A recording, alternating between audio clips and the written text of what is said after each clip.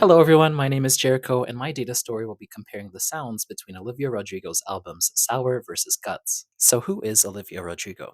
You may have heard her on the radio from her hit song Driver's License, Good For You, or more recently, Vampire. Sucker, fame fucker, bleeding me dry like a goddamn vampire. And she's a fairly new artist that has come to fruition in the music scene. The goal of my data story is to analyze and sort of compare the soundscapes of Rodrigo's albums Sour and Guts. I got my driver's license last week, just like we For my data story, I broke it down into 3 levels. The first one is how does Spotify define her discography based on these audio features overall? The next level compares both her albums based on these audio features. And finally, how does her audio features look within each album? My last guiding questions refer to how her music compares compositionally with metrics like mode and key signature. But for this video, we'll just focus on the levels and trends in her music. For the data process, I extracted data using Spotify's API to retrieve information about Rodrigo's discography. And this wireframe shows the steps involved in extracting, transforming, and loading the data for analysis. The dataset includes various sonic traits for each track, known as audio features by Spotify.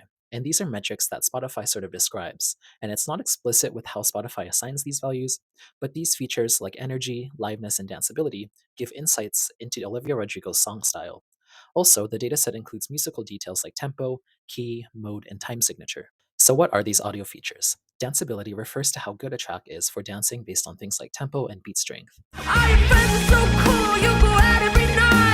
bittersweet to think about the damage that we do, cause I was gone. Energy measures how intense and active a track feels. One step forward and 3 steps back. Speechiness detects if there are spoken words in a track. I met a guy in the summer and I left him in the spring. He argued with me, but sometimes I feel like I don't want. Acousticness refers to how likely a track is to be acoustic. I try to be tough, but I wanna scream. And now it don't need to think I love. Liveness detects if a track was performed live, and valence measures how positive a track feels musically. You look happy and healthy. You betrayed me, and I know that you. All of these fields are scored from a range of 0 to 1, with 1 being more likely to be that audio feature. Real big mistakes, but you make the worst. For the first guiding question, I'm interested to see the overall sound of Rodrigo's discography in terms of these audio features. For this question, I decided to visualize track features based on her discography. I won't go into the specifics for this video, but based on the dashboard, Rodrigo's music showcases a diverse range of features spanning acousticness, energy, and valence, while other categories like speechiness and liveness appear to be on the lower tail of the spectrum. One interesting note is that 1 step forward, 3 steps back 1 step forward. is one of her most acoustic songs, and Bad Idea, Right? Seeing you tonight, it's a bad idea, right? is one of the least, which, interestingly, these songs are the inverse when you're looking at energy.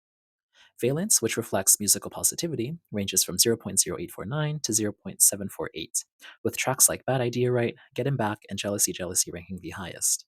Despite these themes of revenge and angst, these songs contribute to Rodrigo's overall positive sonic vibe.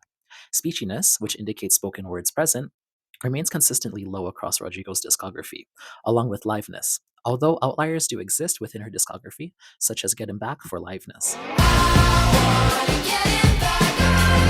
The next guiding question is to analyze how audio features compare within each album. For this question, I employed a radar chart for individual songs that are filtered based on the album. For Sour, tracks generally follow similar patterns and extend across the dimensions acousticness, energy, and valence. For Guts, tracks also share commonalities within each other, but extend across different dimensions like energy, danceability, liveness, and acousticness. The last question I'll go through for this video is concerned with the mood progression in terms of track list for each album. And for this question, I decided on a line graph that maps the track number based on the song and track feature. One striking similarity between the 2 albums are based on acousticness and energy, which exhibit these notable highs and lows as the track list unfolds, which may indicate deliberate sequencing decisions for creating dynamic shifts in mood throughout. That concludes the end of my video presentation, but if you are interested to see more, I do go more in depth on data extraction along with additional visualizations and audio bites for you to play around with. Thanks again for listening. Well, good for you, you look happy and healthy.